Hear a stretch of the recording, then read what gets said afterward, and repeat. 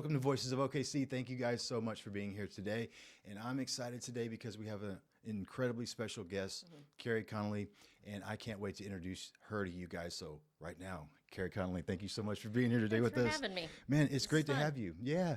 You know, it's funny. We met over at the area that we live in, or we actually office there as an organization in our development department. And I know that you're there as well. And so we've ran into each other multiple times. I've just heard so many things about the really amazing stuff that you're doing in regard to vision and encouragement and just helping people see that, you know, there's more beyond what they potentially are experiencing. So Right. I want to jump right into it. Okay. Carey, tell us about you, like the really quick, you know, where are you from? Where'd you grow up? What was that like? Anything that influenced you to do what you're doing today? Well, I grew up in Denver, Colorado, but I met my husband in high school. Okay. And he was originally from Oklahoma. He moved to Colorado in junior high, so we met in high school, started dating, and he wanted to go back to college here. So he went to Oklahoma State, and I followed him. Okay. So we both graduated from OSU, but wanted to go back to Denver to raise our Okay. family there. So that's where I'm originally from. And then I lived in Arizona off and on for 10 years, and I got here last October because of my daughter Okay. and all the little grandbabies I have now. So Man, I'm that's here awesome. for them, but I travel a lot because I still do a lot of speaking, Okay. a lot of podcasts. Yeah. And I coach a lot of people on having a really powerful, clear, written vision for their life. That's so good. Do you work with families as well? We're starting to Okay. create. I have a real passion for wanting to work with young adults. Sure. And I think I shared with you that I lost my son when he was 25 to suicide. Yeah. Sorry. And then also my husband to suicide 3 years before Oh my man, son. I'm sorry. So people know me as a vision expert, mostly working with entrepreneurs to help Yeah. them build their businesses, because most of them have a someday plan happening, Yeah. which means they're not really running a business. So once I help them get really clear on their vision, then we can create a business plan around it. But I have wanted to create a community for young adults for a really long time. I love that. Yeah. Well, I think young adults, maybe they don't have the same vision for their life that Right. maybe some of us did that are a little bit older. I don't even know if I had a vision for my life necessarily, but it does seem like that is less in some of the generations that we see now. Right. You see that a lot in your work you see that recurring with young people. I do. Do you see Yeah. them actually wanting to pursue what that is though more Right. too as well? Well, I think the big thing is they, first of all, don't understand that they can have a vision for themselves. Yeah. Because unfortunately, we're still not teaching that at a younger age. So they are, for the most part, getting into their young adult life, let's say early 20s to Right. early 30s, and struggling with a lot of things. Sure. All the topics, their career path, finances. A lot of them are starting their life out major debt, relationships changing, Yeah. their physical and mental health. It's a lot that they're going through. That's true. Very true. You know, even in my world of where I've worked, I've noticed that even when students graduated from high school, there was this period of time where they just seemed like they were in limbo, you know, Right. spiritually speaking, you know, especially Yeah. is what I've noticed. And I love that there's somebody out there that's saying, hey, I can help you address that. Because that's a really critical point in life. You can look at it a lot of ways. Maybe that's the period of time where you just need to wander a little bit. Yeah. But also, what if you did get a strong vision for your life in that wandering period where you're really trying to find something? Right. There might be some diamonds there that you'll find in those kind of unsure moments. Sure. So I want to ask you a question leading from that to this. Is there like a story? Is there a story for you that was the story that said, you know, this is what shifted my perspective. This is what said, you know, I'm going to make a vision for my life, Yep. and it inspired you to do this for others as well. So what was that story Yeah. in that moment like? So, when I was in my late 20s, Okay. which was a very long time ago, 2 years ago, right? I was doing what we're all taught to do, right? Get the degree, get a good job, work your way up the ranks. And that's what we did. I unfortunately changed jobs every 2 years because I just didn't fit the 9-to-5 mold. And I thought there was something really wrong with me because everybody else was going, why can't you get this? Yeah. I knew that I wanted to be successful at something. I just wanted to do it on my own terms. And so I met a mentor who said to me, Carey, you can create your life to look however you want. You just need to get really clear on what that is. And so she encouraged me to sit down and with a legal pad of paper, because this was the 80s. Yep. I wrote out very clearly what kind of life I wanted, what kind of relationship with my husband, the kind of mom I wanted to be, where we were living, where we were traveling. And I knew at that point that I wanted to be an entrepreneur and have a business from home, especially when we started a family. I just didn't know what it was. Sure. But because I got so clear on that vision, when that opportunity presented itself, it checked all the boxes. good. So I could say, you know what, this is it. Yeah. And so I first followed the path of growing a network marketing business with a company called Arbonne, which a lot of people know, Yeah. especially here in Oklahoma. There's Sure. a lot of Arbonne women here. Mm-hmm. And that was my ride for a long time. Okay. Did that, taught everybody on my team why they needed to have a clear vision. And so you saw your leadership emerging in that Right. whole. Yeah, that makes Yeah. sense. And so then 15 years ago, when we became empty nesters, I decided to start doing it publicly. Okay. And that's kind of where we led to me working with entrepreneurs. And now, because of my life story and the shifts that I've had there, they're well aware of my story and why I'm so passionate now about vision. Sure. That's really good. I love that. Well, I'm a big fan of this because I believe, I don't care what it is that happens to us, whether good or bad or whatever the case may be, it's all in how we look at it. Right. It's all perspective. And, I know some people that have been through horrendous things, Right. Horrendous things. But man, their perspective was unshakable in regard to like this positive focus they had on making something good come out of it. Right. And so I thought, there's two different examples. You Yeah. can have either one if you want them.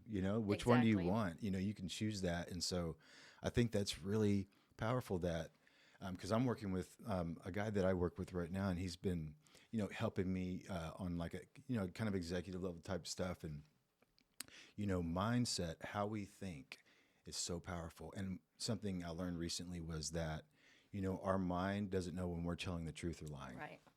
Yes. So it believes whatever we say, and and our bodies and everything else acts accordingly. So there's a lot to that. Yeah.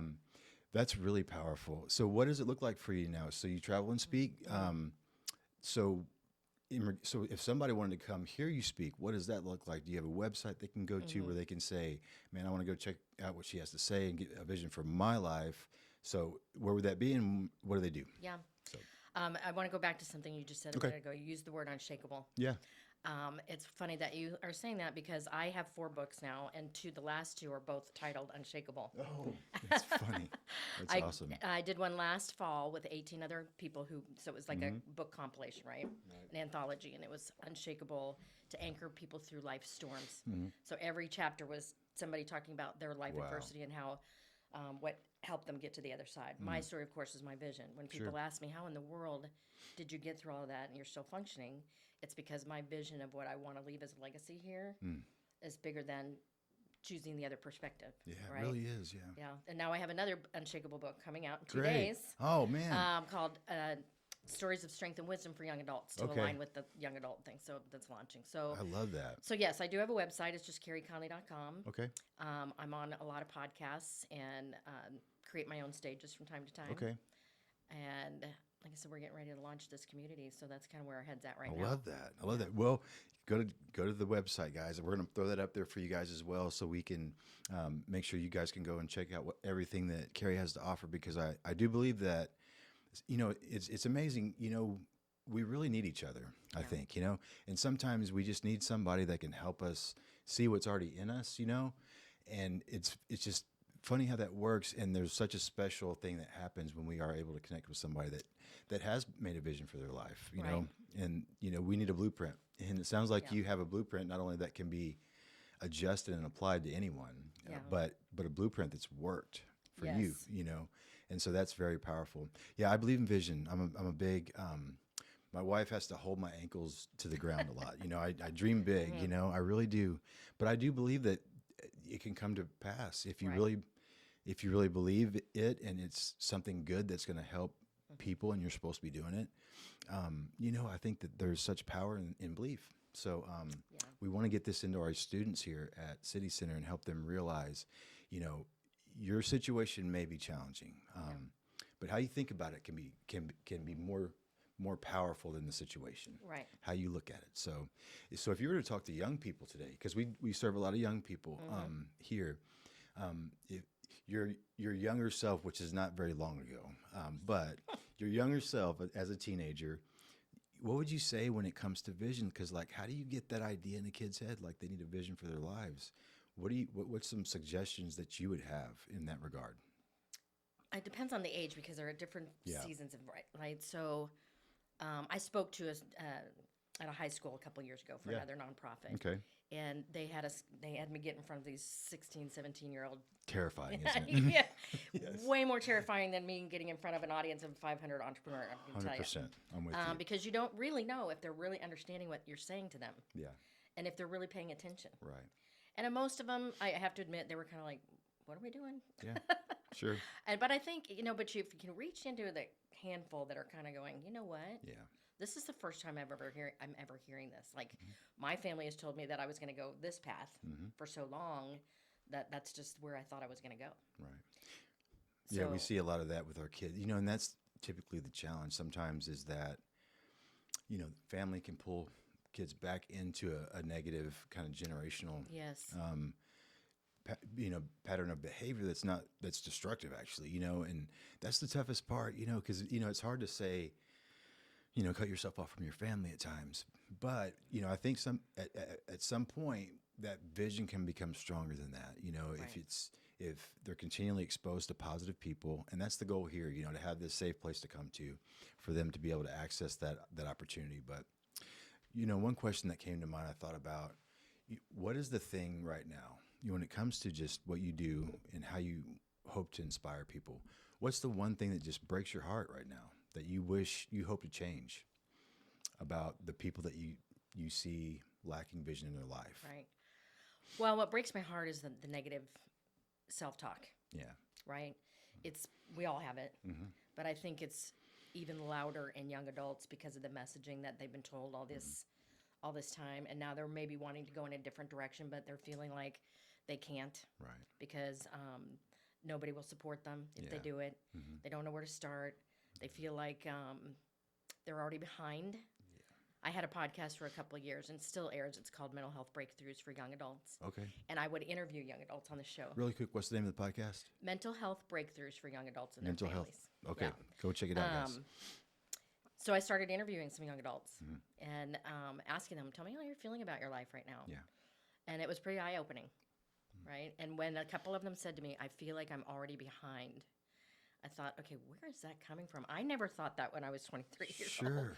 And I think a lot of it has to do with social media, Yeah, that's true. is that they see their colleagues on there or their peers crushing it, Yeah. right? They see the highlight reels of Exactly. their colleagues. Yeah. And so they're already feeling like they're inadequate and that Yeah. they're never going to catch up, and that if they do go in a different direction, that they're about to do something really, really wrong, and they're scared to death to make that mistake. Yeah, I had a conversation similar to that with a young person, and I said, he had a couple things that he was trying to choose between, and I said, are they both good? He said, yeah. I said, are you doing the right things? Do you feel like you're in a good place spiritually, like you're Right. doing the right things there and all that? Yeah. Well, either one of them can be great then, Right. potentially, Sometimes it's not bad. Either there's not one Right. that's bad and one that's good, and you just have to choose something, Right. and sometimes that, I feel like for me in my life, that's probably been the big thing for me, is that just choose something and do it. Right. And sometimes it's always the wrong choice typically, but I got started. Right. And so even when it comes to the gym, I tell guys all the time, I said, man, don't even lift the weight the first time. Just get up early in the morning at 5, go to the gym, walk around, go home. You started, Right. get started, and so you just have to pull that trigger, make that decision. Don't worry about making a mistake. Right. Because the mistake is where the magic is sometimes. Right. I And that's think. how we learn and grow. Okay, Yeah. so maybe it didn't work out the way you thought it did, but you Yeah. learned something along the line that you can apply to the next thing, right? Right, And 100%. I think the other big thing too is that they need to know that they have mentors around them that will support them, like what you're doing with your students, right? What I'm doing with my young adult. And I needed that when I stepped into doing network marketing, because in the 80s that was very taboo. Yeah, So- I remember. Yeah, yep, I remember. Everybody, my family, my friends, everybody's like, "You're gonna do what?" I know. Yep. And but the thing is that they didn't have my vision. I could Sure. see what I was building, Right. and why I was building it. And with integrity, you're doing it Right. against what a lot of people would assume about that, whatever the stereotype Yeah, is. yes. There.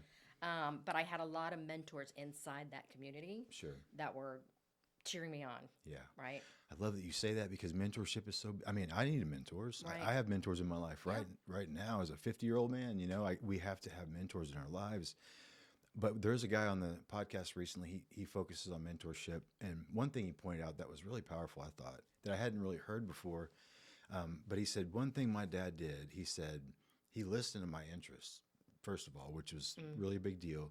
But then he got his friends that had, gifts around that interest, and he brought them around me as mentors. Yeah. And I thought, man, that's smart, because a lot of dads think he's going to learn everything he needs to know from me, Right. And I can see that. But really, a smart dad realizes that community is what is community is gonna build your kid in some way or another, because they're gonna be exposed to other people. But if you get the right people around them early, that does help that process, So, and it reinforces what the principles that you're trying to apply in their lives by having this other person that's also contributing to something else they're interested in. Right. So that was a unique layer to mentorship I thought was pretty interesting. Yeah. So, but I've always been really good about seeking out help from people that were beyond where I was, but I think it's really hard for a young adult to feel that they can reach out to people that maybe intimidate them or feel like they're bothering them because. Sure. But I think that most mentors will tell you they love it when they get asked for help. Yeah. Yeah, I know I do. It's such an honor because, a lot of times you don't really think, man, I don't know if I don't know if you want to know what I've learned, I can show you the opposite of what to do maybe, but, but it is an honor, and I really am so honored when young people, especially, and I seem to be having more young men come and ask that question. I think it's the gray hair that I'm starting to get more, but I do enjoy that. And I think it's such an important component of, I feel like as a human, we have to be contributing to someone else on more than just like a financial level. I think on a soul level, on a spiritual level. I think that's part of what nourishes us as a human, it's really important in my opinion. So, but it's encouraging to know that you have young men coming to you because they are statistically the ones that struggle the most with how they feel about themselves, and it's so hard for them to reach out and ask for help. Yeah. Well, mental health is something that's very important to us here, and I love the work that you're doing, and I love that you are, taking that focus to young people. I think they get get a bad rap sometimes, with the whole generational things that we talk about all the time. And the truth is we have a generation that's kind of trying to figure things out. Right. And honestly, the way things are supposed to work is the generation before them should be able to share things in a way that's received, and it should be receivable by them as well. It doesn't seem like that's the case as much anymore with generation to generation type communication. Yes. And so hopefully that can change because we need each other. Even I feel like us older generation need younger people to understand too, it goes both ways. And so I hope that mentorship is really something that we see more of happening with these, especially younger men. I have a heart for younger men as a man. I just feel like, a lot of guys are probably missing out on the role that is there for them, whatever that is, because they don't feel like they have much to offer when they do. Yeah. If they just get a vision for their life and go see you and just get inspired by you and what you had to say, so. Well, we have several young men in our building. Oh, I know. I've been the seeing late 20s that. and early 30s. And we have had a lot of group activities and have seen. I have to start coming to those. That sounds interesting. Yeah. You should. Well, I'm not a 20-year-old guy. I'm not a young guy. Well, it's a wide variety, right? I gotcha. So, but I've started becoming friends with some of them and hearing that's cool. what they're saying about how they feel about their life and actually seeing how they interact with each other. Yeah. So you're like getting all kinds of data. I mean, I'm learning so much from just watching them. Sure. Yeah. So it's interesting because I gravitate towards that age group. Yeah. That's cool. I love that. Yeah. I just love learning about their lives. All right, so we're going to close it with this. We always close the show with a question of hope. So what are you most hopeful for? What are you most hopeful for in regard to people really capturing a vision for their life right now? I think that we're at a point now where people are more open to it than they've ever been before.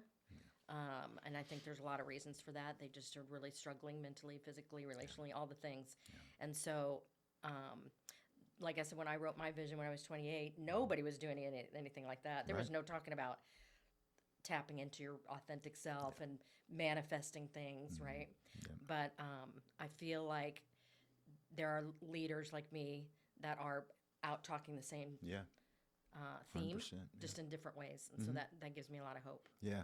And I'm hopeful too that there's people that don't think that their life merits a vision too. Yeah. I think there's some people, I think about what breaks my heart sometimes is I think about single moms or not single moms, but moms that stay, raise their kids at home and stuff like that. There was a period of time where it was kind of people were made to feel Right. like there was something wrong with them if they stayed home with their family Right. at times. And I think that's not cool. That's a really important job to nurture a family. So, there's a lot of people like that maybe have felt like maybe my role in society isn't that important, but it is. Everybody's role is important, Right. and we all have a vision. There's a vision for us for whatever that role is. I really believe that. And so nobody's exempt from vision, in my opinion. Nobody Am I is. right or wrong? Well, you need So, it for every aspect of your yeah, life. When I yeah. speak publicly and I do workshops, I talk about all the reasons why you need to have this written vision, Sure. how to write it like you've never written it before. Right. And I'll actually give you a link that you can put in the Okay. show notes where they Yeah. can download my first book, which is a workbook around how to write Perfect. vision. It's called Okay. Vision is Victory. Awesome. So yeah, I just think that the time is now that people are just really paying attention. Okay. It's a lot of hope right there. I believe the time is now as well. I believe we're in a moment, a big Right. moment, very big moment in our world, and we need people with vision to rise up and pour some more good stuff into this community and everything else that we have here in this world, because there's a lot going on right now. But Yeah. I'm excited there's people like you in it. So No. thank you so much, Carey. No, It's been a thank you. joy hearing from you and just learning about your life, and just so inspired by you. Just watching some of the stuff I was able to watch online and seeing all the things you've accomplished. So very inspiring. I leave today inspired and very excited for the future of Oklahoma City because you are in it. So thank you. Yes, I am. Thank you so much, Carey. I really Thank you. appreciate you, and have a great day. And thank you guys for coming to join us again today. We appreciate you. Join us next week. It's going to be another great episode. See you later.